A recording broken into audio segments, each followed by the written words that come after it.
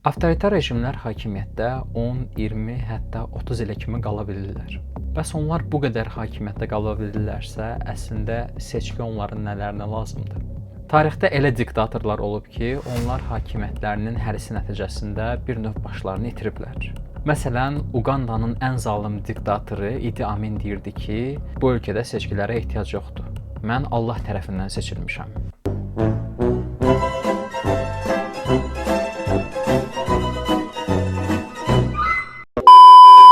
Və ya bu il hamımızın tanıdığı Nicolas Maduro deyirdi ki, biz seçkilərdə məğlub olsaq belə hakimiyyətdə qalmağa davam edəcəyik. Dünyaya inteqrasiyasını tamamilə kəsmiş, keçmiş Türkmənistan prezidenti Saparmurat Niyazov deyirdi ki, mən inanıram ki, demokratiyada lider xalq tərəfindən seçilir.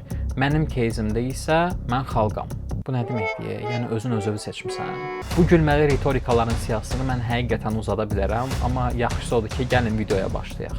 Political Mez kanalının növbəti buraxılışına xoş gəlmisiniz.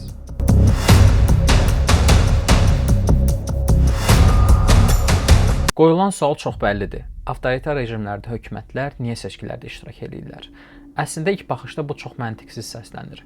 Çünki yəni siz onsuz da hakimiyyətdə qalırsınız da. Hay seçki oldu, seçki olmadı. Yəni burada siz nə qazanırsınız ki? Nəticə etibarilə onsuz da rəqibiniz yoxdur. Siz tamamilə azadsınız və rahat formada hakimiyyətə gələcəksiniz. Bəs nə deyə sizi bu qədər hakimiyyətdə saxlayan və ya bu seçki sevdası? Axı niyə bu oyunun parçası olursunuz? Bu puldur da. Kampaniyalar, aparılan siyasət, özünə inandırma, xalqın lideri, özünü yaxşı tərəfdən göstərmə. Mənə elə gəlir ki, bu lazımsızdır. Amma bunun cavabı tamamilə başqadır. Siyasi ədəbiyyatda bunun bir çox cavabı var. Bu videoda sizə ən sadə formada sizə bu sualın cavabını verəcəm. Avtoritar rejimlərdə avtoritar liderlərin seçkidə iştirak eləmələrinin ən birinci səbəbi legitimliklərini qorumaqdır. Yaxşı, çox elmi oldu. Gəlin biraz sadə dillə başa salım. Legitimlik politologiyada qanunun aliliyi deməkdir. Yəni avtoritar liderlər seçkidə iştirak edərək göstərirlər ki, mən xalqım tərəfindən seçilmişəm. Həqiqətən də bu kresloda xalq tərəfindən seçilərək otururam.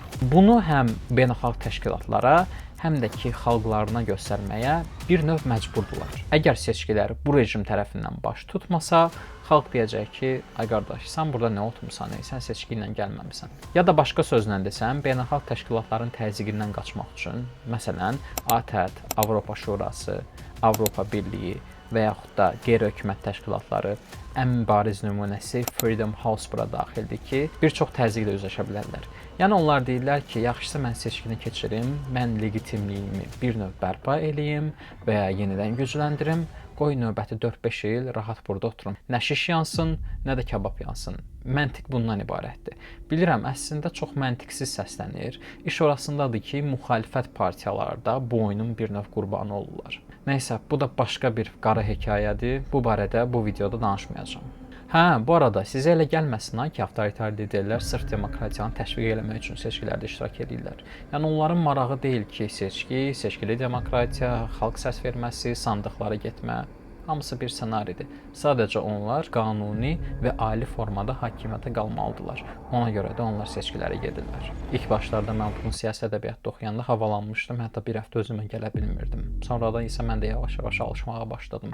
Yəni bu informasiya sizin üçün yenidirsə, sakit qalın. Birinci səni çox uzatmayım, gəlin növbəti ikinci səbəbə keçim. Avtoritar liderlərin seçkidə iştirak eləmələrinin səbəbi elitalarını nizama salmaqdır. Bu nə deməkdir? Siyasi elmlərdə artıq isbat olunub ki, hətta daha dəqiqliklə desəm, Milan Svolik The Politics of Authoritarian Rule kitabında yazırdı ki, dünyada 67% diktatorlar elitaları tərəfindən devrilir. Bəli, yəni bu o deməkdir ki, bir növ avtoritar liderlər bu seçkilərdə iştirak eləməklə elitalarını nizama salırlar. Necə? Təsəvvür eləyin ki, seçki periodu yaxınlaşır və elita səbirsizliklə seçkiləri gözləyir. Çünki seçkilər artıq yaxınlaşdıqca onların da hakimiyyətdə qalmaq və prezidentə və ya baş nazirə itaət eləmək məsuliyyəti daşıyacaqlar.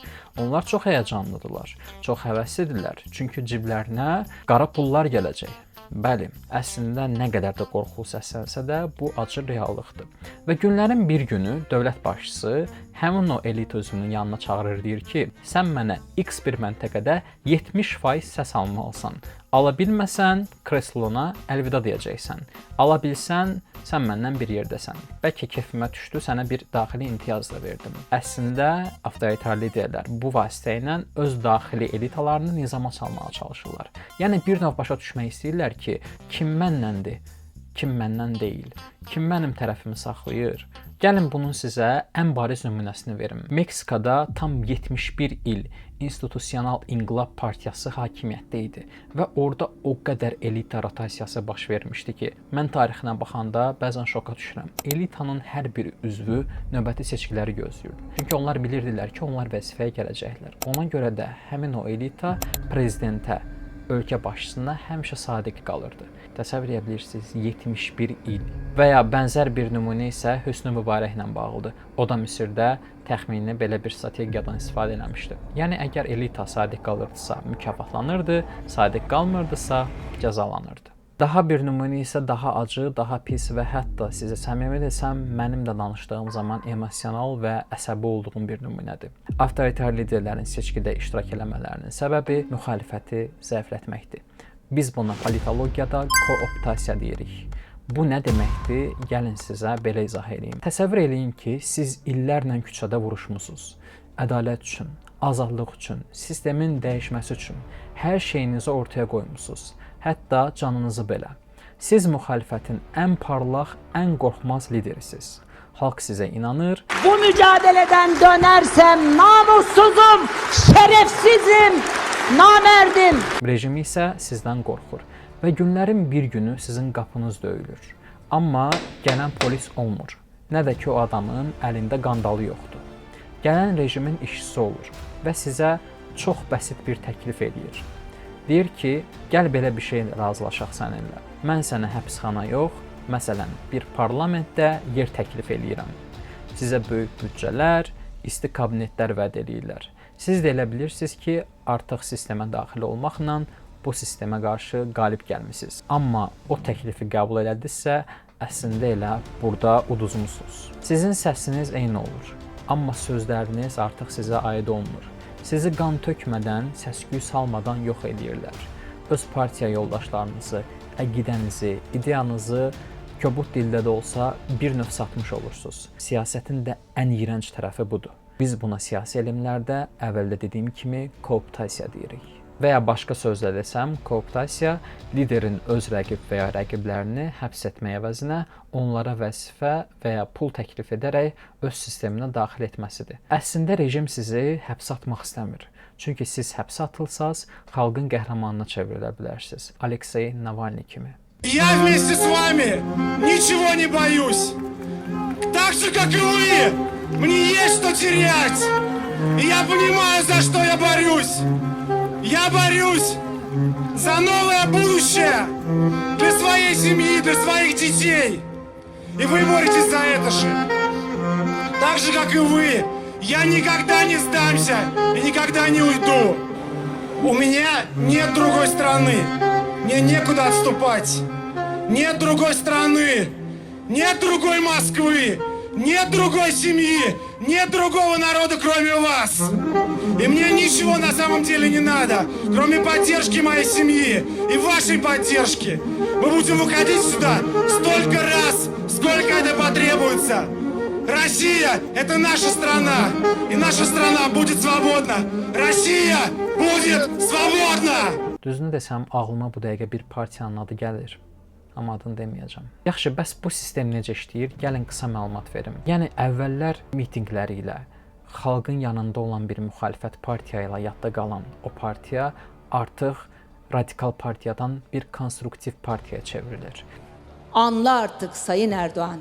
Okey oynar gibi ekonomi yönetilmez. Və ən pis tərəfi də bilirsiniz nədir? Artıq müxalifət partiyaları bir-birləri ilə didişməyə başlayırlar. Digər müxalifət partiyası həmin o kooptasiya olunmuş müxalifət partiyasını pisləyir, satqın adlandırır, yolundan dönən adlandırır, əqidəsini, ideologiyasını, dostlarını satan adlandırır. Mənə əslində bunlar maraqlı deyil. Hekayənin sonunda yenə bir nəfər qalib gəlir. avtoritar rejim. Yəni günün sonunda müxalifət tamamilə parçalanır, artıq rejim üçün heç bir ciddi təhlükə, təəssüf ki, qalmır.